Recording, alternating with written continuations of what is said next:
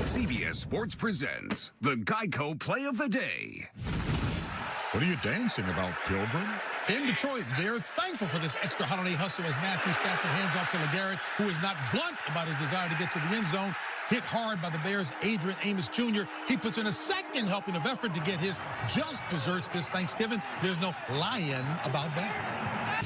Geico. 15 minutes could save you 15% or more on car insurance. This is the State Farm Postgame Show.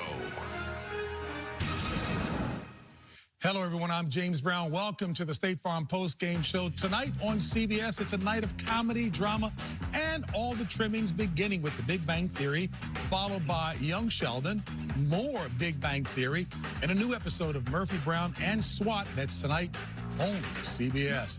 As we welcome you back inside of Studio 43, we've got a full house here, but time now for brilliance on the field, presented by K Jewelers, Bears safety Eddie Jackson. Well, I'll tell you what, Chase Daniel, what an insurance policy for the Bears, but how about Eddie Jackson? Play the game right here.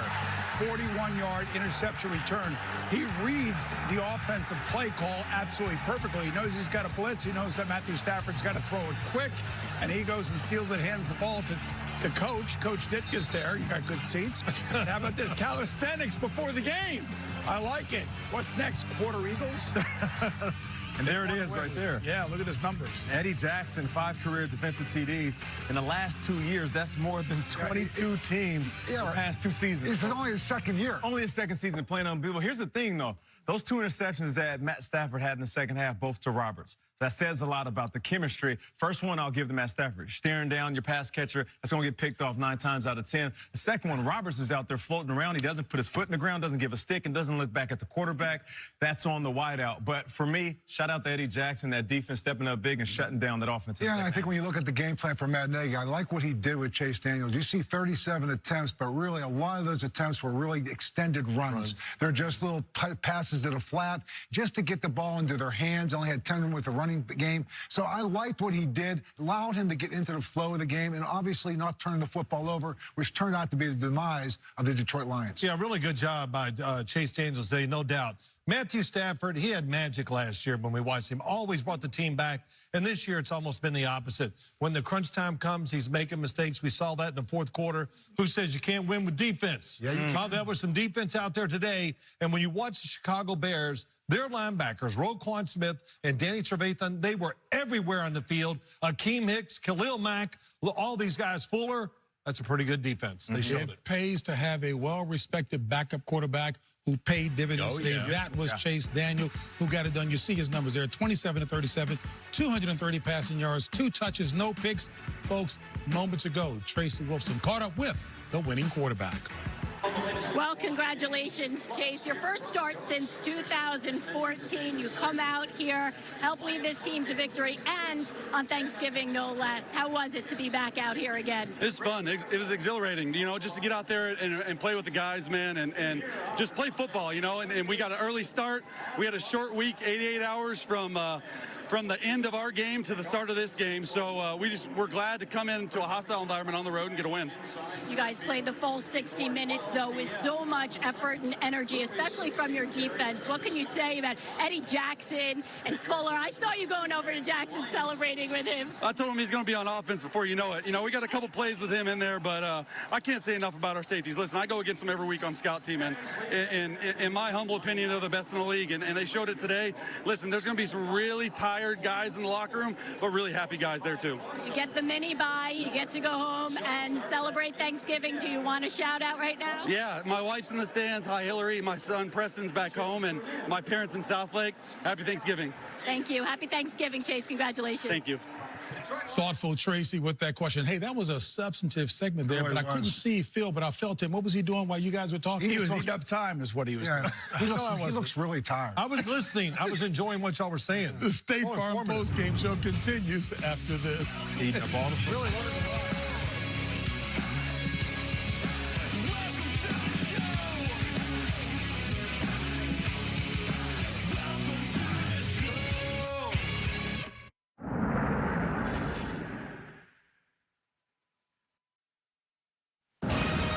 This is the State Farm Post-Game Show. And welcome back to our New York studio and the State Farm Post-Game Show. Your Thanksgiving football weekend continues with the SEC on CBS tomorrow. Arkansas takes on Missouri at 2:30 Eastern. And action continues on Saturday with the 83rd Iron Bowl. Auburn taking on top-ranked and undefeated Alabama. That comes your way at 3:30 Eastern right here on CBS. Chase Daniel, excellent game indeed. And Bill, that points to the critical nature of making a good decision about a backup. A good decision who knows the system, and I think they utilize the system well today. They get kind of a mini bye. They come back. They got to go to the New York Giants. You like to think their defense will travel well. Then they have 2 home games, which will really determine, I think, the state of the standings of the NFC North. They play home against the Rams, home against the Green Bay Packers. They don't play Minnesota again till the last week of the season. They could have it locked up by that. You know, right now, Matt Nagy, I'm saying everything we have is right in front of us. From the outside looking in, you look at Chase Daniel, you think backup. They might run the ball. They're going to lean on Tariq Cohen. They're going to lean on Jordan Howard. But what he did is they gave him the ability to use the playbook. We saw this year Mitchell Trubisky struggle in wins. He goes out there, throws 2 touchdowns, takes care of the ball relatively, doesn't throw an interception. Right. This right here is a message to the league that they're just fine without their starting quarterback. But here's why they want Chase Daniel as the backup quarterback. GM Ryan Pace was down in New Orleans. He was down there with Chase Daniel, watching him learn from Drew Brees. Drew Brees is a relentless worker. That's what Chase Daniels turned into, and that's why he was able to give you your performance today. Well, look, he's been taught well. He's been in the league 10 years. The Chicago Bears, Matt Nagy brought him there because he knew the system very well. And look back to the preseason. Chase Daniel probably threw the football as much as anybody. He played him almost the whole 4th game of the preseason, trying to get his backup ready. Really a great job by the coaching staff. All right, we're going to step aside for a quick timeout, come back to wrap it up, but more to come right here on the State Farm Post-Game Show after this.